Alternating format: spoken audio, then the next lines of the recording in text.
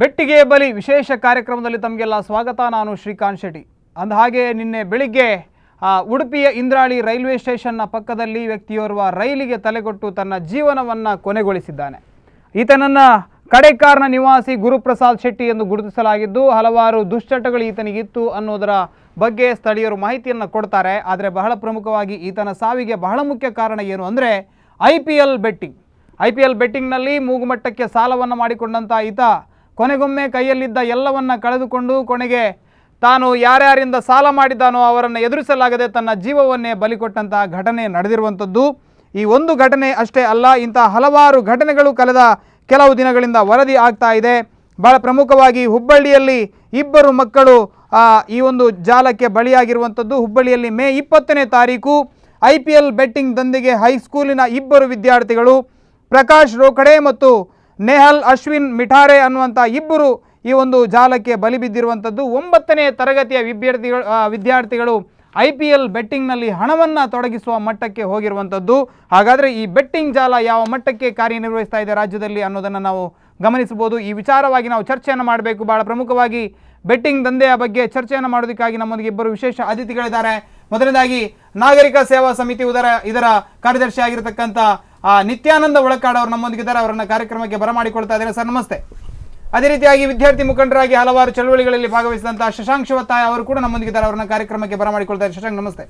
ಶಶಾಂಕನ ನಾನು ಮೊದಲಿಗೆ ಕೇಳಬೇಕು, ವಿದ್ಯಾರ್ಥಿಗಳು ಬಹಳ ದೊಡ್ಡ ಮಟ್ಟದಲ್ಲಿ ಇವತ್ತು IPL ಬೆಟ್ಟಿಂಗ್ ಅಲ್ಲಿ ಭಾಗವಹಿಸ್ತಾ ಇದ್ದಾರೆ. ಹಲವಾರು ಬುಕ್ಕಿ ಕೆಲಸವನ್ನು ಕೂಡ ವಿದ್ಯಾರ್ಥಿಗಳೇ ಮಾಡ್ತಾ ಇರೋದನ್ನ ಕಾಣಬಹುದು. ಇದರೆಲ್ಲದರ ಹಿಂದೆ ವಿದ್ಯಾರ್ಥಿಗಳನ್ನ ವ್ಯವಸ್ಥಿತವಾಗಿ ಈ ಜಾಲಕ್ಕೆ ಸಿಲುಕಿಸುವಂತ ಒಂದು ಷಡ್ಯಂತ್ರ ಏನು ನಡೀತಾ ಇದೆ, ಇದಕ್ಕೆ ಬಹಳ ಮುಖ್ಯ ಕಾರಣ ಏನು ಅಂತ ಅನಿಸ್ತಾ ಇದೆ ನಿಮಗೆ? ನೋಡಿ, ವಿದ್ಯಾರ್ಥಿಗಳು ತಮ್ಮ ವಿದ್ಯಾರ್ಥಿ ಜೀವನದ ಅವಧಿಯಲ್ಲಿ ವಿದ್ಯಾರ್ಜನೆಗೆ ಪ್ರಮುಖವಾದ ಗಮನವನ್ನು ಕೊಡಬೇಕಾಗಿರುವುದು ನಿಮಗೆಲ್ಲ ತಿಳಿದಿರುವ ವಿಷಯ. ಆದರೆ ಅದನ್ನೇ ಒಂದು ಅಸ್ತ್ರವಾಗಿರಿಸಿಕೊಂಡು ಈಗ ಕ್ರಿಕೆಟ್ನ ಬೆಟ್ಟಿಂಗ್ ನಡೆಸುತ್ತಿರುವಂತಹ ಬುಕ್ಕಿಗಳು ಯಾರಿದ್ದಾರೆ, ಇವರು ವಿದ್ಯಾರ್ಥಿಗಳು ಈ ಬುಕ್ಕಿಂಗ್ನ ಸಂಪರ್ಕ ವ್ಯಾಪಕವಾಗಿರುತ್ತೆ. ಒಂದು ಇನ್ನೊಂದು, ವಿದ್ಯಾರ್ಥಿಗಳ ಮೇಲೆ ಯಾರು ಡೌಟ್ ಪಡುವುದಿಲ್ಲ. ವಿದ್ಯಾರ್ಥಿಗಳನ್ನ ಅವರ ಆಮಿಷಕ್ಕೆ ಬಹಳ ಬೇಗವಾಗಿ ಒಳಪಡಿಸಬಹುದು ಅಂತ ಹೇಳುವ ಕೆಲವೊಂದು ಕಾರಣಗಳಿಂದ ವಿದ್ಯಾರ್ಥಿಗಳನ್ನ ಇದಕ್ಕೆ ಬಲಿಪಶುವನ್ನು ಮಾಡುವಂತಹ ಕೆಲಸಗಳು ಇಂದಿನ ದಿನಗಳಲ್ಲಿ ನಡೀತಾ ಬರ್ತಾ ಇದೆ. ಇನ್ನು ಬಹಳ ಪ್ರಮುಖವಾಗಿ ದುಡಿದವರಿಗಿಂತ ಹೆಚ್ಚಾಗಿ ಹಣ ಇವತ್ತು ಮಕ್ಕಳ ಕೈಯಲ್ಲೇ ಓಡಾಡ್ತಾ ಇರುತ್ತೆ. ತಂದೆ ತಾಯಂದ್ರು ಏನು ಕೇಳಿದ್ರು ಕೊಟ್ಟು ಬಿಡ್ತಾರೆ. ಇದೊಂದು ಬಹಳ ಪ್ರಮುಖ ಕಾರಣ ಅಂತ ಅನಿಸ್ತಾ ಇಲ್ವಾ? ಖಂಡಿತ. ಯಾಕಂತ ಹೇಳಿದ್ರೆ ಇತ್ತೀಚೆಗೆ ನಾವೊಂದು ಸಿಚುವೇಶನ್ ಅಲ್ಲಿ ಮಕ್ಕಳಿಗೆ ತಂದೆ ತಾಯಿಯವರು ಬೈದ್ರೆ ಮಕ್ಕಳು ಒಂದೇ ಓಡಿ ಹೋಗ್ತಾರೆ, ಒಂದೇ ಸುಸೈಡ್ ಮಾಡ್ಕೊಳ್ತಾರೆ. ಅವರಿಗೆ ಮಕ್ಕಳಿಗೆ ಏನು ಸವಲತ್ತು ಬೇಕು ತಂದೆ ತಾಯಿ ಹೇಳಿದ್ರು ಕೂಡ ಕೊಡ್ಲೇಬೇಕು. ಅವರು ಬೆಟ್ಟಿಂಗ್ ಮಾಡ್ತಾರಾ ಅಥವಾ ಇನ್ನಿತರ ಬೇರೆ ಇತರ ಚಟುವಟಿಕೆಗೆ ಹೋಗ್ತಾರಾ, ಅದು ಏನು ತಂದೆ ತಾಯಿ ಕೇಳಲಿಕ್ಕಿಲ್ಲ. ಅಂತ ಸನ್ನಿವೇಶಗಳು ಇತ್ತೀಚೆಗೆ ಬಂದ ಒಂದು ಹಿನ್ನೆಲೆಯಲ್ಲಿ ಇದು ಕೂಡ ನಾನು ಒಂದು ಹೇಳ್ತೇನೆ. ಯಾಕಂತ ಹೇಳಿದ್ರೆ ವಿದ್ಯಾರ್ಥಿ ಪರಿಷತ್ತು ಇದೆ, ವಿದ್ಯಾರ್ಥಿ ಅವರು ಕೂಡ ಅದನ್ನು ಗಮನಿಸಬೇಕಾಗ್ತದೆ. ಯಾಕಂತ ಹೇಳಿದ್ರೆ ಎಲ್ಲದಕ್ಕೂ ಪ್ರತಿಭಟನೆ, ಅದು ಪ್ರತಿಭಟನೆ ಮಾಡುವಾಗ ವಿದ್ಯಾರ್ಥಿಗಳನ್ನು ಕೂಡ ಗಮನ ಹರಿಸಿ ಪ್ರತಿಭಟನೆ ಮಾಡಬೇಕು. ಈಗ ನೋಡಿ, ಎಲ್ಲ ಇದಕ್ಕೆ ಈಗ ಪ್ರತಿಯೊಂದು ಕಡೆಯಲ್ಲೂ ಕೂಡ ವಿದ್ಯಾರ್ಥಿಗಳೇ ಗಾಂಜಾ ಮಾರಾಟ ಅಥವಾ ಇನ್ನಿತರ ಬುಕ್ಕಿ ಹೇಳ್ತಿರೋ ಎಲ್ಲವೂ ಕೂಡ ವಿದ್ಯಾರ್ಥಿಗಳ ಒಂದು ಪಾಲವೂ ಇದೆ. ಹೌದು. ಯಾಕಂದ್ರೆ ವಿದ್ಯಾರ್ಥಿಗಳ ಪಾಲಿನಿಂದಾಗಿ ಈಗ ಕೆಲವರು ಅದನ್ನು ವಿಷಯಕ್ಕೆ ತಗೊಳ್ತಾರೆ. ಸರ್, ನೀವೊಂದು ಎಣಿಸ್ಬೇಕು. ಯಾಕಂತ ಹೇಳಿದ್ರೆ ವಿದ್ಯಾರ್ಥಿ ಕೂಡ ಒಂದು ಈಗ ಮುಂದೆ ಬರಬೇಕಾದ್ರೆ ವಿದ್ಯಾರ್ಥಿಗಳಿಂದ ಹೋಗ್ಬೇಕಲ್ಲ. ಈಗ ತಾವು ಇವರು ಹೇಳಿದ ಹಾಗೆ ವಿದ್ಯಾರ್ಥಿಗಳು ಮಾಡಿದ್ರೆ ಎಲ್ಲಕ್ಕೂ ಆಗ್ತಂದ್ರೆ ಅದು ಬರುದಿಲ್ಲ, ತಪ್ಪದು. ಯಾಕಂದ್ರೆ ಎಲ್ಲದಕ್ಕೂ ತಾವು ಒಂದು ಎಲ್ಲ ಮನೆಯವರು, ಶಿಕ್ಷಕರು ಅಥವಾ ಮನೆ ಹೆತ್ತ ತಾಯಕರು ಇದಕ್ಕೂ ಒಂದು ವಿದ್ಯಾರ್ಥಿಗಳ ಮೇಲೆ ಒಂದು ಕಣ್ಣನ್ನು ಇಡಬೇಕು, ಅವರ ಚಟುವಟಿಕೆ ಏನಿದೆ ಅನ್ನೋದನ್ನ ಗಮನಿಸಬೇಕು ಅಂತ ತಾವು ಹೇಳ್ತಾ ಇದ್ದೀವಿ. ಮನೆಯಿಂದ ಹೊರಗೆ ಹೋದ ನಂತರ ವಿದ್ಯಾರ್ಥಿಗಳು ಕಲಿತಾರಾ ಅಥವಾ ಏನು ಮಾಡ್ತಾರೆ ಅಂತ ಹೇಳಿ ತಂದೆ ತಾಯಿಗಳು ಗೊತ್ತಿರುವುದಿಲ್ಲ, ಮಾಸ್ಟರ್ನವರಿಗೂ ಗೊತ್ತಿರುವುದಿಲ್ಲ. ಅವರದ್ದು ಸಂಘಟನೆ ಬೇರೆ ಇರ್ತದೆ. ಅದನ್ನು ಒಂದು ಕಟ್ಟುನಿಟ್ಟಾಗಿ ಸದ್ಯಕ್ಕೆ ಏನಾದರೂ ಇಂಥ ಉದಾಹರಣೆಗಳಿದೆಯಾ? ಉಡುಪಿಯಲ್ಲಿ ಯಾವುದಾದ್ರೂ ವಿದ್ಯಾರ್ಥಿಗಳು ಈ ರೀತಿ ಬೆಟ್ಟಿಂಗ್ ಜಾಲಕ್ಕೆ ಬಲಿ ಬಿದ್ದಿರೋ? ಸುಮಾರು 1 ತಿಂಗಳ ಹಿಂದೆ ನಮಗೆ ಕೆಲವು ನ್ಯೂಸ್ ಚಾನೆಲ್ಗಳಲ್ಲಿ ಹಾಗೇನೆ ನ್ಯೂಸ್ ಪೇಪರ್ಗಳಲ್ಲಿ ವರದಿಯಾಯಿತು. MIT ಕಾಲೇಜಿನ ಒಬ್ಬ ವಿದ್ಯಾರ್ಥಿ ತಮ್ಮ ಕಾಲೇಜಿನ ಕ್ಯಾಂಪಸ್ನ ಒಳಗಿರುವಂತಹ ಅವರ ಹಾಸ್ಟೆಲ್ನಲ್ಲಿ ಕೆಲವು ಗಾಂಜಾದ ಗಿಡಗಳನ್ನು ನೆಟ್ಟಂತ ದೃಶ್ಯಗಳು, ಅದನ್ನ ಉಡುಪಿಯ ಪೊಲೀಸ್ನವರು ಹಿಡಿದಂತ ದೃಶ್ಯಗಳು. ಇದಾಗಿ ಹೇಗೆ ಆಗಿದೆ ಅಂತ ಹೇಳಿದ್ರೆ, ವಿದ್ಯಾರ್ಥಿಗಳಿಗೆ ಸಪ್ಲೈ ಮಾಡುವವರು ಬೇರೆ ಇರ್ತಾರೆ. ಸಪ್ಲೈ ಮಾಡಿ ವಿದ್ಯಾರ್ಥಿಗಳಿಗೆ ಬೆಟ್ಟಿಂಗ್ ಬಗ್ಗೆ ಕೇಳ್ತಾ ಇದ್ದೇನೆ. ಬೆಟ್ಟಿಂಗ್ ನ ಬಗ್ಗೆ ಯಾವ್ದಾದ್ರು ವಿದ್ಯಾರ್ಥಿಗಳು ಈ ಬಾರಿ ಯಾವ್ದಾದ್ರು ಜಾಲದಲ್ಲಿ ಸಿಲುಕಿ ಆ ರೀತಿ ಬಲಿ ಬಿದ್ದಂತ ಘಟನೆಗಳು? IPL ನಿನ್ನೆ ಅಷ್ಟೇ ಮುಗ್ದಿರೋದ್ರಿಂದ ಇನ್ನು ಈಗ ತಲೆಮರೆಸ್ಕೊಂಡು ಓಡುವಂತ ಕೆಲಸಗಳಲ್ಲಿ ಅವರು ಬ್ಯುಸಿ ಆಗಿರ್ತಾರೆ. ಇನ್ನು ಆ ಲೆವೆಲ್ಗೆ ಹೋಗಿರ್ಲಿಕ್ಕೆ ಇನ್ನು ನಮ್ಮ ಇದರಲ್ಲಿ ಉಡುಪಿಯಲ್ಲಿ ಅಂದ್ರೆ ಅಲ್ಲಿ ಯಾವ್ದು 4-6ಗಳು ಸಿಡಿದ ಕೂಡಲೇ ಅಲ್ಲಿ ಚೇರ್ ಗರ್ಲ್ಸ್ ಗಳು ಕುಣಿತಾರೆ. ಅವರು ಕುಣಿಬೇಕಿದ್ರೆ ಇಲ್ಲಿ ಯಾರೋ ಅಲ್ಲ ಸರ್, ರೈಲಿಗೆ ತಲೆ ಕೊಡ್ತಾರೆ ಅನ್ನೋ ಎಲ್ಲದರ ಇದೆ. ಈಗ ಒಂದು ಕಾರ್ ಬರುವಾಗ ಅದರಲ್ಲಿ ಹುಡುಗ ಇದ್ದಾರಾ ಹುಡುಗಿ ಇದ್ದಾರಾ, ಹುಡುಗಿ ಇದ್ರೆ ಇಷ್ಟು 5 ಅಂದ್ರೆ ಜೂಜ್ ಆಡುವವರಿಗೆ ಒಂದು ಕಾರಣ ಬೇಕು. ಇದು ಜೂಜ್ ಅಂತ ಅದೇ ಸೇಮ್ ನಿಮ್ಮ ಇದರಲ್ಲಿ ಇದ್ರಲ್ಲಿ ನಾನಾ ರೀತಿಯ ಒಂದಿದೆ. ಫಿಲ್ಮ್ ಅಲ್ಲಿ ನಾವು ಮಳೆ ಬರೆಸ್ತೇವೆ, ಏನು ಮಳೆ ಬರೆಸೋದೇನು, ಮಳೆ ಬರುವಂತದಲ್ಲ, ಅವರೇ ಒಂದು ಪೈಪ್ ಹಾಕಿ ತೂತಾಕಿ ಮಳೆ ಬರೆಸ್ತಾರೆ. ಹಾಗೆ ಇದು ಇದರಲ್ಲಿ ಫಸ್ಟಿಗೆ ಒಂದು ಸನ್ನಿವೇಶವನ್ನ ಕ್ರಿಯೇಟ್ ಮಾಡೋದು, ಅದರ ಮೇಲೆ ಜನರ ಹಣವನ್ನು ತೊಡಗಿಸುವುದು. ಎಲ್ಲ ಏನು ಇದು ಬೆಟ್ಟಿಂಗ್ ಎಲ್ಲ, ಇದು ಸೆಟ್ಟಿಂಗ್ ಎಲ್ಲ ಸೆಟ್ಟಿಂಗ್ ಎಲ್ಲ ಫಿಕ್ಸ್ ಆಗಿರ್ತದೆ ಮೊದಲೇ ಅದರದ್ದು. ವ್ಯಕ್ತಿಗಳು ಈಗ ಮಲ್ಯ ಅವರಂತ ಅವರಿಗೆ ಇದೆಲ್ಲ ಒಂದು ಮೂಲ ಕಾರಣ. ಯಾಕಂತ ಹೇಳಿದ್ರೆ ಪಾಪದ ಜನರನ್ನು ಸುಲಿಗೆ ಮಾಡುವಂತ ಒಂದು ಅವಕಾಶ ಅಷ್ಟೇ. ಎಸ್, ಇಲ್ಲಿ ಮಟ್ಕಾದ ಬಗ್ಗೆ ಬಹಳ ನಮ್ಮ ಜಿಲ್ಲೆಯ ಪೊಲೀಸರು ಬಹಳ ಮುತುವರ್ಜಿ ವಹಿಸಿ ಅಲ್ಲಲ್ಲಿ ಮಟ್ಕಾದ ಅಡ್ಡೆಗಳಿಗೆ ದಾಳಿ ಆಗ್ತಾ ಇದೆ. ನಿಮ್ಗೆ ಅನಿಸ್ತಾ ಇದೆಯಾ ಮಟ್ಕ ಇದಕ್ಕಿಂತ ಕೂಡ ಭೀಕರ ಮಟ್ಕ ಅಂತ ಅನಿಸ್ತಾ ಇದೆಯಾ? ಅಲ್ಲ ಸರ್, ಏನ್ ಗೊತ್ತಾ, ಮಡ್ಕ ಅಂತ ಹೇಳಿದ್ರೆ ಅದು ಕೂಡ ಇರಬಾರ್ದು ಇಲ್ಲಿ. ಇಲ್ಲಿ ಮಡ್ಕ 5 ರೂಪಾಯಿ 10 ರೂಪಾಯಿ 20 ರೂಪಾಯಿ, ಅದಕ್ಕಿಂತ ಜಾಸ್ತಿ ಈ ಕ್ರಿಕೆಟ್ ಮ್ಯಾಚ್ ಆಗುವಾಗ ಉಂಟಲ್ಲ ಸರ್, 4 ಹೊಡೆದ್ರೆ ಎಷ್ಟು, 6 ಹೊಡೆದ್ರೆ ಎಷ್ಟು, ನೋ ಬಾಲ್ ಆದ್ರೆ ಎಷ್ಟು, ಅವನು 50 ತೆಗೆದ್ರೆ ಎಷ್ಟು, 5 ಪೈಸೆ 10 ಪೈಸೆ 11 ಪೈಸೆ 5 ಪೈಸೆ 10 ಪೈಸೆ ಅಂತ ಹೇಳಿ 20,000 30,000 ಎಷ್ಟು ಹೋಗ್ತದೆ ಇದು. ಮಡ್ಕ 5 ರೂಪಾಯಿ 5 ರೂಪಾಯಿ 10 ರೂಪಾಯಿ ಅದು ಬಾರದು, ತಪ್ಪೆ. ಅದೆಲ್ಲ ಇದು ಏನು ಫಿಕ್ಸಿಂಗ್ ಎಲ್ಲ ಆಗಿರ್ತದೆ. ಅದಕ್ಕೆ ಸರ್ಕಾರ ಇದೆ, ಪೊಲೀಸ್ ಇಲಾಖೆ ಇದೆ, ಅದನ್ನ ಮಾಡ್ಕೊಡ್ಬೇಕು. ಈ ಮಡ್ಕದ ಹಿಡಿಬಹುದು, ಈ ಬೆಟ್ಟಿಂಗ್ ಇದನ್ನು ಹಿಡಿಯೋದಕ್ಕೆ ಕಷ್ಟ, ಹಿಡಿಯೋದಕ್ಕೆ ಸಾಧ್ಯ ಇದೆ. ಅಂದ್ರೆ ಇದರ ಪಾಯಿಂಟ್ ಎಲ್ಲಿಂದಲೇ ಹೇಳೋದಕ್ಕೆ ಸಾಧ್ಯ ಇಲ್ಲ. ಯಾರು ಓಡಾಡಿಕೊಂಡಿರುವ ಬುಕ್ಕಿ ಮೊಬೈಲ್ ಮೂಲಕ ಸಂಪರ್ಕ ಆಗತ್ತೆ, ಇಂಟರ್ನೆಟ್ ಮೂಲಕ ಅಲ್ಲಿ ಹಣವನ್ನು ತೊಡಗಿಸ್ತಾರೆ. ಅದೇ ಸರ, ಇಂಗ್ಲೆಂಡ್ ಜರ್ಮನ್ ನಲ್ಲಿ ಈ ರೀತಿ ಬೆಟ್ಟಿಂಗ್ ಆದ್ರೆ ಆನ್ಲೈನ್ ಮುಖಾಂತರ ಅವರಿಗೆ ವ್ಯಾಟ್ ಹೋಗ್ತದೆ. 1 ಕೋಟಿ ಕಟ್ಟಿದ್ರೆ 20% 30% ವ್ಯಾಟ್. ಅಂದ್ರೆ ಸರ್ಕಾರವೇ ಅದನ್ನ ಘೋಷಣೆ ಅಲ್ಲ, ಅದು ಅಲ್ಲಿ ಇಂಗ್ಲೆಂಡ್ ಅದೊಂದು ಸೆಂಟಿಮೆಂಟ್ ಬೇರೆ ಇರ್ಬೋದು. ಇಂತ ಒಂದು ಸನ್ನಿವೇಶ ಇದ್ರೆ ಇಮಿಡಿಯೇಟ್ಲಿ ಅದನ್ನು ಅಂದ್ರೆ ಭಾರತದಲ್ಲಿ ಕೂಡ ದಿ ಪಬ್ಲಿಕ್ ಗ್ಯಾಮ್ಲಿಂಗ್ ಆಕ್ಟ್ ಅಂತ 1867ರಲ್ಲಿ ಬ್ರಿಟಿಷರು ತಂದದ್ದು ಬಿಟ್ರೆ ಬೇರೆ ಯಾವುದೇ ಆಕ್ಟ್ಗಳು ನಮ್ಮ ಗ್ಯಾಮ್ಲಿಂಗ್ ಜೂಜಿಗೆ ಸಂಬಂಧಪಟ್ಟದಿಲ್ಲ. ಗೋವಾದಲ್ಲಿ, ಸಿಕ್ಕಿಂನಲ್ಲಿ ಮತ್ತೆ ಮಹಾರಾಷ್ಟ್ರದಲ್ಲಿ ಕೆಲವು ಕಡೆಯಲ್ಲಿ ಕೆಸಿನೋಗಳಿಗೆ ಕ್ಲಬ್ಗಳಿಗೆ ಅವಕಾಶ ಕೊಟ್ಟದ್ದು ಬಿಟ್ರೆ ಬೇರೆ ಯಾವುದೇ ಇಡೀ ಭಾರತದಲ್ಲಿ ಅದಕ್ಕೆ ಅವಕಾಶ ಇಲ್ಲ. ಅದರಲ್ಲಿ ಕೂಡ ಕೆಸಿನೋಗಳನ್ನ ಯಾವ ರೀತಿ ಮಾಡ್ಬೇಕು ಅಂತ ಹೇಳಿದ್ರೆ 5 ಸ್ಟಾರ್ ಹೋಟೆಲ್ಗಳಲ್ಲಿ ಮಾಡ್ಬೇಕು ಅಂತ ಹೇಳುವಂತ ಒಂದು ನಿಯಮ ಉಂಟು. ಆದ್ರೆ ಅದನ್ನೆಲ್ಲ ಗಾಳಿಗೆ ತೂರಿ ಇವತ್ತು ಹಲವಾರು ಮಾಂಡವಿ ನದಿಗಳಲ್ಲಿ ನಮ್ಮ 10-12 ಕೆಸಿನೋಗಳನ್ನ ನಾವು ಗೋವಾದಲ್ಲಿ ನೋಡ್ಬೋದು. ಹಾಗೆ ಸಿಕ್ಕಿಂನಲ್ಲಿಯೂ ಕೂಡ ಕೆಲವು ನದಿಗಳಲ್ಲೇ ತೇಲಾಡುವ ಕೆಸಿನೋಗಳು, ಬೋಟ್ಗಳಲ್ಲೇ ಕೆಸಿನೋಗಳು ನಡೀತಾ ಇರ್ತವೆ. ಎಸ್, ಈ ಬೆಟ್ಟಿಂಗ್ ಜಾಲ ಅನ್ನೋದ್ರೆ ಬಹಳ ಪ್ರಮುಖವಾಗಿ ನಾವು IPL ನದು ಮುಗಿಯಿತು. ಇನ್ನು IPL ಮುಗೀತು ಅಂದ ಮೇಲೆ ಅಲ್ಲಿ ಪ್ರೋ ಕಬಡ್ಡಿ ಪ್ರಾರಂಭ ಆಗುತ್ತೆ. ಇನ್ನು ಅದರ ಮೇಲೆ ಪ್ರಾರಂಭ ಅಲ್ಲ ಸರ್, ಕಬಡ್ಡಿಯೇ ಬೇಕಾಗಿಲ್ಲ, ನಿಮ್ಮ IPL ಬೇಕಾಗಿಲ್ಲ. ತಾವು ಹೇಳಿದಾಗ ಯಾವ್ದು ಗಾಡಿಯಲ್ಲಿ ಹುಡುಗ ಇದಾನೋ ಹುಡುಗಿ ಅದು ಸಾಕಾಗ್ತದೆ. ನಂಬರ್, ಈ ಗಾಡಿಯ ನಂಬರ್ ಸಿಂಗಲ ಡಬಲ ಬರುವಂತದ್ದು ಅದು ಇಲ್ಲಿ ಇದೆ, ನಡೀತಿದೆ. ಇಲ್ಲಿ ಉಡುಪಿಯಲ್ಲಿ ಕೂಡ ನಡೀತಿದೆ. ಈಗ ಒಂದು ಕಾರ್ ಬರ್ತಿದೆ ದೂರದಲ್ಲಿ, ಒಂದು ಸ್ವಲ್ಪ ಒಂದು 100 ಮೀಟರ್ ದೂರದಲ್ಲಿ ಬರ್ತಿದೆ. ಇದರ ಸಿಂಗಲ ಡಬಲ, ಸಿಂಗಲ್ ಆದ್ರೆ 5,000 ರೂಪಾಯಿ ಡಬಲ್ ಹೀಗೆ ಇರ್ತದೆ. ನಾನು ಕೇಳಬೇಕು, ಇವತ್ತು 1 ಅಂಕಿ ಲಾಟರಿಯ ಬಗ್ಗೆ ಇಡೀ ರಾಜ್ಯದಲ್ಲಿ ಚರ್ಚೆ ಆಗ್ತದೆ, ಸಿಂಗಲ್ ನಂಬರ್ ಬಗ್ಗೆ. ಅದಕ್ಕೋಸ್ಕರ ಅಲೋಕ್ ಕುಮಾರ್ ಅನ್ನುವಂತ ಒಬ್ಬ ದಕ್ಷ ಆಫೀಸರ್ ತಲೆದಂಡ ಕೂಡ ಮಾಡಿದ್ದಾರೆ. ಆದ್ರೆ ನನಗೆ ಅನಿಸ್ತಾ ಇರೋದು 1 ಅಂಕಿ ಲಾಟರಿಗೆ ಜನರಿಗೆ ಎಷ್ಟು ಹಣ ಹಾಕ್ತಾರೆ ಅದಕ್ಕಿಂತ 1000 ಪಾಲು ಹೆಚ್ಚು ಹಣವನ್ನ ಈ ಬೆಟ್ಟಿಂಗ್ ಗಳಿಗೆ ಹಾಕ್ತಾರೆ ಪ್ರತಿನಿತ್ಯ. ಇದರಲ್ಲಿ ಅಷ್ಟು ಟರ್ನ್ ಓವರ್ ಆಗ್ತಾ ಇದೆ. ಖಂಡಿತ ನೋಡಿ, ಇಂಡಿಯನ್ ಗ್ಯಾಮ್ಲಿಂಗ್ ಮಾರ್ಕೆಟ್ ಅಲ್ಲಿ 60 ಬಿಲಿಯನ್ $US ಇಂಡಿಯಾದ ಗ್ಯಾಮ್ಲಿಂಗ್ ಮಾರ್ಕೆಟ್ ನ ಟೋಟಲ್ ಅದರದ್ದು ಒಂದು ಮೌಲ್ಯ ಅಂತ ಹೇಳ್ಬೋದು. ಅಂದ್ರೆ ಸುಮಾರು 3 ಲಕ್ಷ ಕೋಟಿ. 3 ಲಕ್ಷ ಕೋಟಿಯಲ್ಲಿ 3 ರಾಜ್ಯದಲ್ಲಿ ಬಜೆಟ್ ಮಂಡನೆ ಮಾಡಬಹುದು. 3 ಲಕ್ಷ ಕೋಟಿಯಲ್ಲಿ ನಿಮ್ಗೆ ಯಾರು ಕೂಡ ಗ್ಯಾಮ್ಲಿಂಗ್ ಅನ್ನ ವೈಟ್ ಮನಿಯಲ್ಲಿ ಮಾಡುದಿಲ್ಲ. 3 ಲಕ್ಷ ಕೋಟಿ ಕಪ್ಪು ಹಣವೇ ಹರಿದಾಡ್ತಾ ಉಂಟು ಅಂತ ಹೇಳಿದ್ರೆ ಆ ಜನರಲ್ಲಿರುವ ಕಪ್ಪು ಹಣದ ಮೌಲ್ಯ ಎಷ್ಟಿರ್ಬೋದು ಅಂತ ನಾವು ಆಲೋಚನೆ ಮಾಡಬೇಕು. ಇದರಲ್ಲಿ ಗ್ಯಾಮ್ಲಿಂಗ್ ಮಾಡುವವರಾಗಿರ್ಬೋದು, ಬೆಟ್ಟಿಂಗ್ ಮಾಡುವವರಾಗಿರ್ಬೋದು, ಅವರ ಪರ್ಸೆಂಟೇಜ್ ಸುಮಾರು ಕಡಿಮೆ. ಗ್ಯಾಮ್ಲಿಂಗ್ ಮಾಡುವವರಾಗಿರ್ಬೋದು, ಬೆಟ್ಟಿಂಗ್ ಮಾಡುವವರು. ಶಶಾಂಕ್, ಹಲೋ ನಮಸ್ತೆ. ನಮಸ್ತೆ. ಕ್ರಿಕೆಟ್ ಬೆಟ್ಟಿಂಗ್ ಬಗ್ಗೆ ತಮ್ಮ ಅನಿಸಿಕೆ ಏನು? ನನ್ನ ಅನಿಸಿಕೆ ಅಂದ್ರೆ ನಿತ್ಯಾನಂದ ಹೋಳ್ಕರ್ ಹತ್ರ ಮಾತಾಡ್ಲಿಕ್ಕಿತ್ತು. ನಮಸ್ತೆ ನಿತ್ಯಾನಂದ ಅವರೇ. ನಮಸ್ತೆ.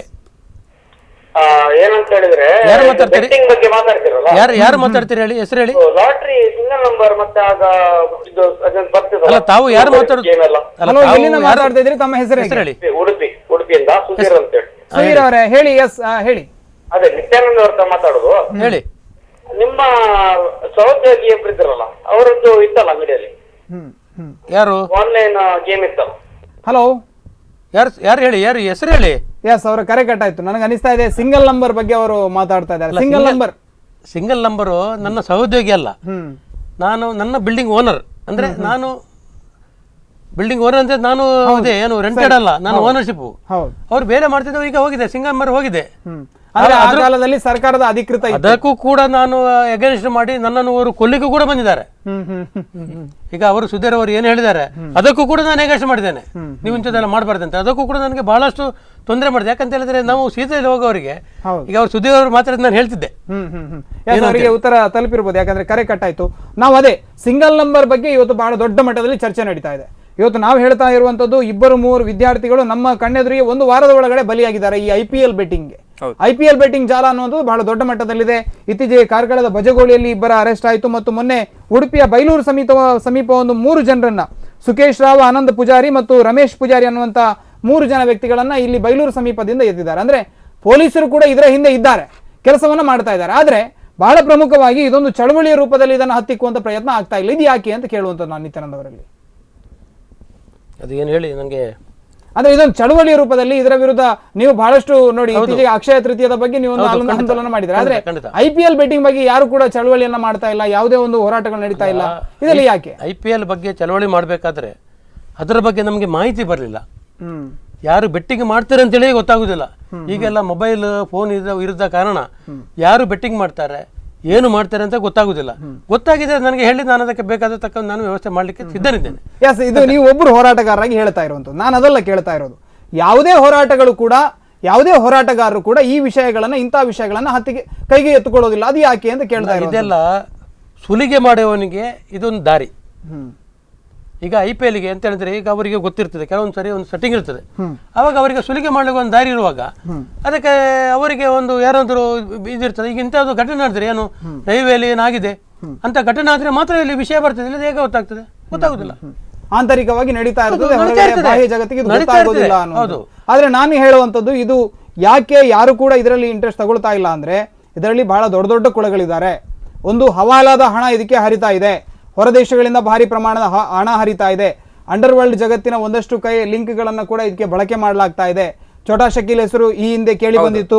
ಆಮೇಲೆ ಇತ್ತೀಚೆಗೆ ಅನಿಲ್ ಸಿಂಘಾನಿ ಅನ್ನುವಂಥ ವ್ಯಕ್ತಿಯೊಬ್ಬನನ್ನು ಅರೆಸ್ಟ್ ಮಾಡಿದಾಗ ಇದಕ್ಕೆ ಮುಂಬೈ ಅಂಡರ್ ವರ್ಲ್ಡ್ ಯಾವ ರೀತಿ ಹಣವನ್ನು ತೊಡಗಿಸ್ತಾ ಇದೆ ಮತ್ತು ಈ ರೀತಿಯಾಗಿ ಯಾವ ರೀತಿ ತನ್ನ ನೆಟ್ವರ್ಕ್ ಅನ್ನು ಇದಕ್ಕೆ ಬಳಸ್ತಾ ಇದೆ ಅನ್ನೋದರ ಬಗ್ಗೆ ಕೂಡ ಒಂದಷ್ಟು ಮಾಹಿತಿ ಸಿಕ್ಕಿತ್ತು. ಹಾಗಾಗಿ ಇದೊಂದು ದೊಡ್ಡ ಮಟ್ಟದ ಜಾಲ ಆದ ಕಾರಣದಿಂದಾಗಿ ಯಾರು ಕೂಡ ಅಷ್ಟು ದೊಡ್ಡ ರಿಸ್ಕ್ ಅನ್ನು ತೆಗೆದುಕೊಳ್ತಾ ಇಲ್ಲ ಅನ್ನೋದು ನನ್ನ ವಾದ. ನೀವೇನು ಹೇಳಿದ್ರೆ, ಈಗ ಮನೋರಂಜನೆಗಾಗಿ ಕ್ರಿಕೆಟ್ ಅನ್ನು IPL ಅಂತ ಹೇಳುವಂತ ಒಂದು ಕ್ರೀಡಾಕೂಟವನ್ನು ಆಯೋಜಿಸ್ತಾ ಇದ್ದಾರೆ ಅಂತ ಹೇಳಿ ಅವರೊಂದು ಬಿಂಬಿಸ್ತಾ ಇದ್ದಾರೆ. ಆ ಮನೋರಂಜನೆ ಹೋಗಿ ಕೆಲವರಿಗೆ ಮನೋವಿಕಲತೆಯನ್ನು ಕೊಡ್ತಾ ಇದೆ. ಕ್ರೀಡೆ ಅಂತ ಹೇಳುವಂಥದ್ದು ಕೆಲವರಿಗೆ ಜೀವನವನ್ನು ಜೀವನವನ್ನು ಕಲ್ಪಿಸಿಕೊಟ್ಟಿದೆ, ಅದರೊಟ್ಟಿಗೆ ಕೆಲವರ ಜೀವನಕ್ಕೆ ತೆಗೆದಿದೆ ಕೂಡ.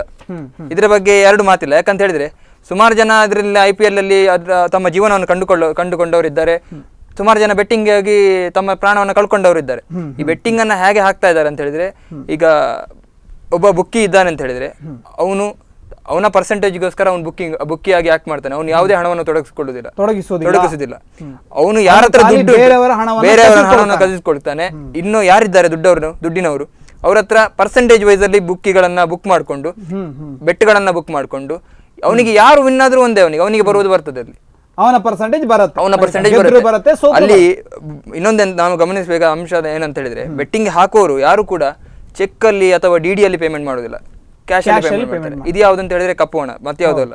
ಇದಕ್ಕೆ ಯಾವುದೇ ಟ್ಯಾಕ್ಸ್ ಅಮೌಂಟ್ ಆಗುದಿಲ್ಲ. ಅಲ್ಲಿ ಬುಕ್ಕಿ ಕೂಡ ಅವನಿಗೆ ಬರುವಂತ ಹಣ ಕೂಡ ಕಪ್ಪು ಹಣವೇ ಆಗಿರ್ತದೆ.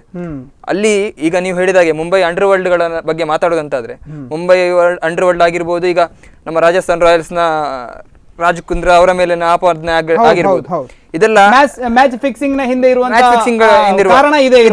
ಎಸ್, ಒಂದು ಕಾರ್ಯನ ಸ್ವೀಕರಿಸೋಣ. ಹಲೋ, ನಮಸ್ತೆ. ನಮಸ್ಕಾರ ಸರ್, ಎಲ್ಲಿಂದ ಕರೆ ಮಾಡ್ತಾ ಇದ್ದೀರಿ? ತಮ್ಮ ಹೆಸರು ಹೇಗೆ? ನಾನು ಉಡುಪಿಯಿಂದ ಕರುಣಾಕರ್ ಅಂತ. ಕರುಣಾಕರ್ ಅವರೇ, ಹೇಳಿ, ಕ್ರಿಕೆಟ್ ಬೆಟ್ಟಿಂಗ್ ಬಗ್ಗೆ ತಮ್ಮ ಅನಿಸಿಕೆ ಏನು? ಈಗ ಕ್ರಿಕೆಟ್ ಬೆಟ್ಟಿಂಗ್ ಅಂತ ಹೇಳುವಂತದ್ದು ಈಗ ಒಂದು ಹೊಸ ಪೀಳಿಗೆಗೆ ಇದೊಂದು ರೋಗವಾಗಿ ಪರಿಣಮಿಸ್ತಾ ಇದೆ.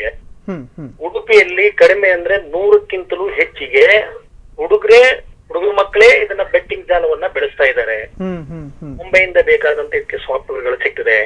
ಪ್ರತಿ ಒಂದು ಸ್ಮಾರ್ಟ್ ಫೋನ್ ನಲ್ಲಿಯೂ ಕೂಡ ಯಾವ ರೀತಿಯಾದಂತ ಮ್ಯಾಚ್ಗೆ ಯಾವ ರೀತಿ ರೇಟ್ ಸಿಗ್ತದೆ ಅಂತ ಹೇಳುವಂತದ್ದು ಪ್ರತಿಯೊಬ್ಬರಿಗೂ ತಿಳಿತದೆ. ಮನೇಲಿ ಕೂತ್ಕೊಂಡು ಮನೆಯಲ್ಲೇ ಯಾವ್ದಕ್ಕೆ ಎಷ್ಟು ಕಟ್ಟಿದ್ರೆ ಎಷ್ಟು ಸಿಗ್ತದೆ ಅಂತ ಹೇಳ್ಕೊಂಡು ಇವತ್ತು ಹಾದಿ ತಪ್ತಾ ಇದ್ದಾರೆ. ಇದ್ರ ಸಂಪೂರ್ಣವಾದಂತ ಒಂದು ವ್ಯವಸ್ಥೆ ಅಥವಾ ಈ ಜಾಲ ಏನಿದೆ ಇದನ್ನ ಸಂಪೂರ್ಣ ಬಗೆಹರಿಸುವಲ್ಲಿ ನಮ್ಮ ಪೊಲೀಸ್ ಅಧಿಕಾರಿಗಳು ಹೆಚ್ಚಿನ ಮುತುವರ್ಜಿ ವಹಿಸಿದ್ರೆ ಮಾತ್ರ ನಮ್ಮ ಮಕ್ಕಳು ಈ ಕ್ರಿಕೆಟ್ ಬೆಟ್ಟಿಂಗ್ ಜಾಲಕ್ಕೆ ಹೋಗುದಿಲ್ಲ. ಇಲ್ಲ ಅಂತೇಳಿ ಆದ್ರೆ ಮುಂದೊಂದು ದಿನ ಉಡುಪಿಯಲ್ಲಿ ತಗೊಳ್ಳಿಕ್ಕೆ ಹೋದ್ರೆ ಒಂದು 10 ವರ್ಷದ ಕೆಳಗೆ ಸಿಂಗಲ್ ನಂಬರ್ ಲಾಟ್ರಿ ಇತ್ತು. ಅದು ಡಬಲ್ ನಂಬರ್ ಇರ್ಬೋದು, ಸಿಂಗಲ್ ನಂಬರ್ ಇರ್ಬೋದು, ಯಾವುದೇ ರೀತಿ ಲಾಟ್ರಿ ಇದ್ರು ಸಮೇತ ಆಡುವವರಿಗೂ ಅಂಗಡಿಯವರಿಗೂ ಲಾಟ್ರಿ ವ್ಯಾಪಾರದವರಿಗೆ ಮಾತ್ರ ಅಂಡರ್ಸ್ಟ್ಯಾಂಡಿಂಗ್ ಆಗುವಂತ ಒಂದು ವ್ಯವಸ್ಥೆಯಲ್ಲಿ ಲಾಟ್ರಿ ವ್ಯಾಪಾರ ನಡೀತಿತ್ತು. ಸರ್ಕಾರ ಅದನ್ನ ಸಂಪೂರ್ಣವಾಗಿ ನಿರ್ಮೂಲನೆ ಮಾಡಿದೆ. ಅದು ಹೋದ್ಮೇಲೆ ವಿಡಿಯೋ ಗೇಮ್ಸ್ ಅಂಗಡಿಗಳು ಸಾಲು ನಮ್ಮ ಉಡುಪಿಯಲ್ಲಿ ಇತ್ತು. ಅದನ್ನು ಕೂಡ ಪೊಲೀಸ್ನವರು ಅದನ್ನು ಬೇಡ ಅಂತ ಹೇಳಿ ಅದನ್ನು ಸಹ ಬ್ಯಾನ್ ಮಾಡಿದ್ದಾರೆ.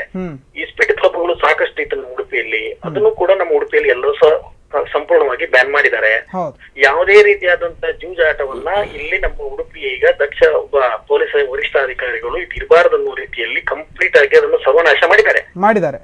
ನಿಮ್ಗೆ ಕ್ರಿಕೆಟ್ ಬುಕ್ಕಿಂಗ್ ಗಿಂತಲೂ ಜಾಸ್ತಿ ಹೇಳ್ಬೇಕಂತ ಹೇಳಿದ್ರೆ ಮಟ್ಕಾದ ಒಂದು ದಂಧೆ ಎಷ್ಟರ ಮಟ್ಟಿಗೆ ನಡೀತಾ ಇದೆ ಅಂತ ಹೇಳಿದ್ರೆ ದಿನಕ್ಕೆ 2 ಕೋಟಿ ರೂಪಾಯಿಗಳಷ್ಟು ದುಡ್ಡನ್ನ ಉಡುಪಿ ಡಿಸ್ಟಿಕ್ ನಾದ್ಯಂತ ಜನರು ಇವತ್ತು ಆಡ್ತಾ ಇದ್ದಾರೆ. ಮೊದಲು ಮಟ್ಕ ಅಂತ ಹೇಳಿ ಇದ್ದದ್ದು ರಾತ್ರಿ 9 ಗಂಟೆಗೆ ಅಂತ ಹೇಳಿ ಒಂದು ಮಾತ್ರ ಇದ್ದದ್ದು ಇವತ್ತು ಬೆಳಿಗ್ಗೆ 10 ಗಂಟೆಯಿಂದ ರಾತ್ರಿ 9:30 10 ಗಂಟೆವರೆಗೂ ಕಮ್ಮಿ ಅಂದ್ರೆ ಒಂದು 10 ಡ್ರಾಗಳು ನಡೆಯುವಂತ ಒಂದು ವ್ಯವಸ್ಥೆ ಆರಾಮದಲ್ಲಿ ನಡ್ಕೊಂಡು ಹೋಗ್ತಾ ಇದೆ. ಇದಕ್ಕೆ ಕುಮ್ಮಕ್ಕು ಯಾರದ್ದು ಅಂತ ಹೇಳಿದ್ರೆ ನಮ್ಗೆ ಗೊತ್ತಾಗ್ಬೋದು. ಯಾಕಂತ ಹೇಳಿದ್ರೆ ಇದು ಒಂದು ರೀತಿಯಲ್ಲಿ ಆದಾಯ ಮಟಕದ ಒಬ್ಬ ಓನರಿಗೆ ಸಿಗ್ತದೆ. ಎಷ್ಟೋ ಜನರಿಗೆ ಇದರಲ್ಲಿ ಕಮಿಷನ್ ಸಿಕ್ಕಿ ಅವ್ರ ಜೀವನವೂ ಆಗ್ತದೆ. ಆದ್ರೆ ಇದು ಎಲ್ಲಕ್ಕಿಂತ ಹೆಚ್ಚಾಗಿ ಅದನ್ನ ಆಡಿ ಎಷ್ಟು ಜನ ದುಡ್ಡು ಕಳ್ಕೊಂಡು ಜೀವನದಿಂದ ಹೊರಗೆ ಹೋಗಿದ್ದಾರೆ ಅಥವಾ ಜೀವನದಲ್ಲಿ ಬೇಸತ್ತು ಎಷ್ಟು ಜನ ಸುಸೈಡ್ ಮಾಡ್ಕೊಂಡಿದ್ದಾರೆ ಅಂತ ಹೇಳುವಂತ ಲೆಕ್ಕಾಚಾರ ಇವತ್ತು ಯಾರಿಗೂ ಸಿಗ್ತಾ ಇಲ್ಲ. ಖಂಡಿತ ಸರ್. ಪೊಲೀಸ್ ಡಿಪಾರ್ಟ್ಮೆಂಟ್ ಇಂದ ಮನಸ್ಸು ಮಾಡಿದ್ರೆ ಯಾರೇ ಬುಕ್ ಇದ್ರು ಸಹ 10 ನಿಮಿಷದಲ್ಲಿ ಅವ್ರನ್ನ ಹಿಡಿದು ಬಿಡದು ಒಳಗಾಗ್ಲಿಕ್ಕೆ ಹಿಡಿಬಹುದು ಅನ್ನುವಂಥದ್ದು. ಮತ್ತೆ ಯಾರೆಂದು ನೀವು ಈ ಟಿವಿಯಲ್ಲಿ ಕೂತ್ಕೊಂಡು ನೀವು 3 ಜನ ಅಲ್ಲ 10 ಜನ ಕೂತು ಮಾತಾಡಿದ ಸಮೇತ ಇದ್ರ ಯಾವ ರೀತಿಯಾದಂತ ಪರಿಣಾಮವೂ ಆಗುದಿಲ್ಲ. ಪರಿಣಾಮ ಅಂತ ಹೇಳುವಂತದ್ದು ಆಡುವಂತವನಿಗೆ ಗೊತ್ತು. ಈಗ ಶಶಾಂಕ್ ಶಿವತ್ತಾಯರು ಅವ್ರು ತುಂಬಾ ಜೂನಿಯರ್, ಅವ್ರಿಗೆ ಕೆಲವು ವಿಷಯಗಳು ಇನ್ನು ಗೊತ್ತಿಲ್ಲ. ಆದ್ರೆ ಸ್ಟೂಡೆಂಟ್ ಗಳು ಏನ್ ಮಾಡ್ತಾರೆ ಅಂತ ಹೇಳುವಂತ ವಿಚಾರ ಶಶಾಂಕ್ಗೆ ಗೊತ್ತಿದೆ. ನಿತ್ಯಾನಂದ ಒಳಕಾಡವರು ಒಬ್ರು ಸಾಮಾನ್ಯ ಪ್ರಜ್ಞೆ, ಅವರಿಗೆ ಸಮಾಜದ ಮೇಲೆ ಸಾಕಷ್ಟು ಒಂದು ಕನಿಕರ ಇದೆ. ನನ್ನಿಂದ ಏನಾದ್ರೂ ಸಮಾಜಕ್ಕೆ ಸೇವೆ ಸಲ್ಲಿಸಬೇಕಂತ ಹೇಳುವಂತ ಆಸೆಯಿಂದ ಮುಂದೆ ಹೋಗ್ತಿರುವಂತ ವ್ಯಕ್ತಿ. ಯಾರು ಮಾತಾಡೋದು ಹೇಳಿದ್ರು ನಿಮ್ಮ ಸಹೋದ್ಯೋಗಿಗಳು ಲಾಟ್ರಿ ವ್ಯಾಪಾರ ಮಾಡ್ತಾ ಇದ್ರಲ್ಲ ಅಂತ ಹೇಳುವ ವಿಚಾರದಲ್ಲಿ ಅವ್ರು ಮಾತಾಡಿದ್ರು. ನನಗೆ ಗೊತ್ತಿದೆ ಅವರು ಅವತ್ತು ಲಾಟ್ರಿ ವ್ಯಾಪಾರ ಮಾಡುವಾಗ ಕೂಡ ಅವರು ಅದನ್ನ ಬಹಿಷ್ಕರಿಸಲಿಕ್ಕೆ ಹೊರಟು ಸುಮಾರು ಜನರನ್ನೆಲ್ಲ ಒಟ್ಟ ಹಾಕಿ ಇದು ಉಡುಪಿಯಲ್ಲಿ ಲಾಟ್ರಿ ಇರಬಾರ್ದು ಅಂತ ಹೇಳಿ ಒಂದು ಚಾಲೆಂಜಿಂಗ್ ಅಲ್ಲಿ ಮುಂದೋದಂತ ವ್ಯಕ್ತಿ ನಿತ್ಯಾನಂದ ಒಳಕಾಡವರು. ಸಮಾಜದ ಒಂದು ಸ್ವಾಸ್ಥ್ಯವನ್ನ ಕಾಪಾಡುವಂತ ಒಂದು ಶಕ್ತಿ ಅಂದ್ರೆ ಅದು ಪೊಲೀಸ್ ಶಕ್ತಿ. ಮಾಧ್ಯಮದವರಿಗೆ ಅದಕ್ಕಿಂತ ಜಾಸ್ತಿ ಇದೆ. ಇವತ್ತಿನ ನಿಮ್ಮ ಈ ಕಾರ್ಯಕ್ರಮ ಖಂಡಿತವಾಗಲೂ ಒಂದು ಉಪಯುಕ್ತವಾದಂತ ಕಾರ್ಯಕ್ರಮ. ಈ ಕಾರ್ಯಕ್ರಮದಲ್ಲಿ ನೀವು ತೋರಿಸಬೇಕಾದಿಷ್ಟೇ ಬೆಟ್ಟಿಂಗ್ ಅನ್ನ ನೀವು ಮಾಡಬೇಡಿ. ಮಾಡಿದ್ರೆ ಅದ್ರಲ್ಲಿ ಏನಾಗ್ತದೆ ಒಂದು ಕೆಟ್ಟ ಗೀಳು ಈ ಚಟವನ್ನ ಇದರಿಂದ ಹೊರಗೆ ಬರ್ಲಿಕ್ಕೆ ಸಾಧ್ಯ ಇಲ್ಲ ಅಂತ ಹೇಳುವಂತ ಮಾಹಿತಿಯನ್ನ ನೀವು ಹೊರಗೆ ಹಾಕ್ಬೇಕು. ಧನ್ಯವಾದಗಳು ಕರುಣಾಕರ್ ಅವರೇ, ಬಹಳಷ್ಟು ಮಾಹಿತಿಯನ್ನು ಕೊಟ್ಟರು. ಅವರು ನಮ್ಮ ಕಾರ್ಯಕ್ರಮಕ್ಕೆ ಒಂದು ದಿಶೆಯನ್ನು ತೋರಿಸಿದ್ರು. ಬಹಳ ಪ್ರಮುಖವಾಗಿ ಹೇಳ್ಬೇಕು ಅಂದ್ರೆ ಅವರು ಹೇಳ್ತಾ ಇದಾರೆ ಇಲಾಖೆಯಿಂದ ಇದು ಸಾಧ್ಯ ಇದೆ, ಬಿಟ್ರೆ ಮತ್ತೆ ಯಾವ್ದು ಮಾಧ್ಯಮಗಳು ಯಾರು ಬೊಬ್ಬೆ ಹಾಕಿದ್ರು ಇದು ಸಾಧ್ಯ ಇಲ್ಲ. ಯಾಕಂದ್ರೆ ಅವ್ರು ಹೇಳಿದ್ರು ಮಟ್ಕ ಅನ್ನುವಂಥದ್ದು ಇವತ್ತು ಒಂದು ಅಸ್ಪೃಶ್ಯ ಆಗಿದೆ. ಅಂದ್ರೆ ಅಲ್ಲಿ ಯಾವುದು ನಮ್ಮ ಒಂದು ವರ್ಗದ ಜನ ಮಾತ್ರ ಹೋಗ್ತಾ ಇದ್ದಾರೆ ಮಟ್ಕಾಗಿ, ಅಥವಾ ಮೇಲ್ವರ್ಗದ ಅಥವಾ ಒಂದು ನಮ್ಮ ಯುವಕರು ಅದರಲ್ಲಿ ಹೆಚ್ಚಾಗಿ ಭಾಗಿಯಾಗ್ತಾ ಇಲ್ಲ. ಯಾವುದೋ ದಿನಕ್ಕೆ 200-300 ದುಡಿಯುವಂತ ಕಾರ್ಮಿಕ ವರ್ಗದವರು ಹೆಚ್ಚಾಗಿ ಮಟ್ಕಾದಲ್ಲಿ ಹಣವನ್ನು ತೊಡಗಿಸ್ತಾರೆ. ಸಣ್ಣ ಉದಾಹರಣೆ ಕೊಡ್ತೇನೆ ಸರ್. ಈ ಮಣಿಪಾಲದಿಂದ ನಾವು ಉಡುಪಿ ಬರುವಾಗ ಮಣಿಪಾಲ ಅಪ್ಪಲ್ಲಿ ಸಿಕ್ಕಾಪಟ್ಟೆ ಆಕ್ಸಿಡೆಂಟ್. ದಿನಕ್ಕೂ ಕೂಡ ಒಂದೇ ತಲೆ ಹೋಗುದು ಸಾಯೋದು ಇತ್ತು. ಸರಿ, ನಾನೊಂದು ಮಾಹಿತಿ ತೆಗೆದು ಒಂದು ನಗರಸಭೆಗೆ ಕೊಟ್ಟೆ. ನಗರಸಭೆ ಕೊಟ್ಟಿದ್ದೇನೆ ಅಷ್ಟೇ, ನನ್ನ ಮೇಲೆ ಕಂಪ್ಲೇಂಟ್. ನನ್ನ ಹತ್ರ 1 ಲಕ್ಷ ರೂಪಾಯಿ ಲಂಚ ಕೇಳಿದ್ದಾರೆ. ನನ್ನ ಲೈಸೆನ್ಸ್ ಅನ್ನು ಕ್ಯಾನ್ಸಲ್ ಮಾಡ್ತಾರೆ ಅಂತ ಹೇಳಿದ್ದಾರೆ. ನನ್ನನ್ನು ಕೊಲ್ತೇನೆ ಅಂತ ಹೇಳಿದ್ದಾರೆ. ಇರುವಾಗ ನಾನೇ ಅಪವಾದಕ್ಕೆ ಸಿಕ್ಕಿಬಿಟ್ಟಿದ್ದೇನೆ. ಅಂತ ಮನುಷ್ಯರೇ ಈಗ ಇರುವುದು ಏನು, ಬೆಟ್ಟಿಂಗ್ ಅಲ್ಲಿ ಇರುವಂತ ಮನುಷ್ಯರೇ. ಹಾಗಿರುವಾಗ ಉಡುಪಿಯಲ್ಲಿ ಬುಕ್ಕಿಗಳು ಯಾವ ಮಟ್ಟದಲ್ಲಿ ಈ ಜಾಲವನ್ನು ಹೆಣೆದಿದ್ದಾರೋ ಇಲ್ಲೋ ಗೊತ್ತಿಲ್ಲ. ಆದ್ರೆ ಇದು ಬಹಳ ಪ್ರಮುಖವಾಗಿ ಛೋಟಾ ಮುಂಬೈ ಅಂತ ಹೇಳುವಂತ ನಮ್ಮ ಹುಬ್ಬಳ್ಳಿಯಿಂದ ಎಲ್ಲ ಇದು ಬಹಳ ಪ್ರಮುಖವಾಗಿ ರಿಮೋಟ್ ಆಗ್ತಾ ಇರುವಂತದ್ದು. ಈ ಎಲ್ಲ ವಿಚಾರವಾಗಿ ನಾವು ಮಾತಾಡ್ಲಿಕ್ಕಿದ್ದೇವೆ. ಬಹಳ ಪ್ರಮುಖವಾಗಿ ಈ ಒಂದು ಜೂಜಿನ ಒಂದು ಚಟಕ್ಕೆ ಬಿದ್ದವರು ಹೊರಬರಬೇಕಿದ್ರೆ ಏನು ಮಾಡಬೇಕು ಅದರ ಬಗ್ಗೆ ಕೂಡ ಚರ್ಚೆಯನ್ನು ಮಾಡಲಿಕ್ಕಿದ್ದೇವೆ. ಸಣ್ಣ ವಿರಾಮವನ್ನು ತೆಗೆದುಕೊಳ್ತಾ ಇದ್ದೇನೆ. ವಿರಾಮದ ಬಳಿಕ ಕಾರ್ಯಕ್ರಮ ಮತ್ತೆ ಮುಂದುವರಿಯುತ್ತದೆ. ಧನ್ಯವಾದ.